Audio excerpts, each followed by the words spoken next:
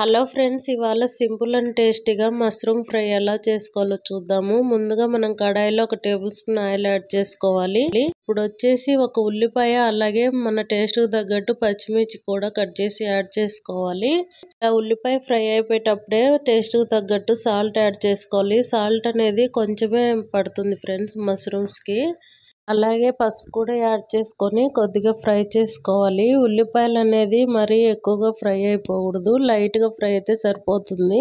ఇప్పుడు వచ్చేసి ఒక 1/2 టేబుల్ స్పూన్ అల్లం వెల్లుల్లి పేస్ట్ కూడా యాడ్ చేసుకొని పచ్చివాసన పోయేంత వరకు ఫ్రై చేసుకోవాలి.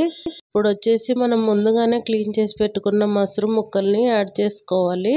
మష్రూమ్స్ ఎలా క్లీన్ చేసుకోవాలని నేను అది కూడా వీడియో తీసి పెట్టాను ఫ్రెండ్స్. మీకు ఇంట్రెస్ట్ ఉంటే నా ఛానల్లో ఒకసారి చెక్ చేయండి.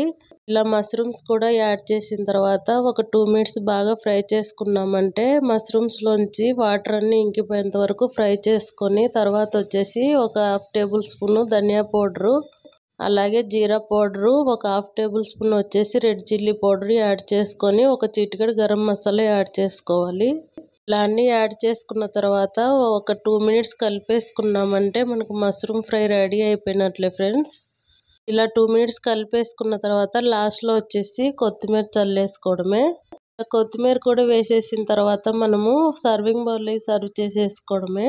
ఈ ఫ్రై వచ్చేసి రైస్ లేకైనా లేదంటే చపాతీ రోటీ లేకైనా చాలా టేస్ట్గా ఉండిద్ది ఫ్రెండ్స్. పిల్లలు కూడా ఇష్టంగా తింటారు. మీరు కూడా తప్పకుండా ఇంట్లో ఒకసారి ట్రై చేసి మీకు ఎలా వచ్చిందో కమెంట్ రూపంలో నాకు తెలపండి. అంతే ఫ్రెండ్స్ ఇవాల్టి వీడియో. ఈ వీడియో మీకు నచ్చినట్లయితే ఒక లైక్ చేయండి, షేర్ చేయండి, సబ్స్క్రైబ్ చేసుకోండి. Thank you for watching.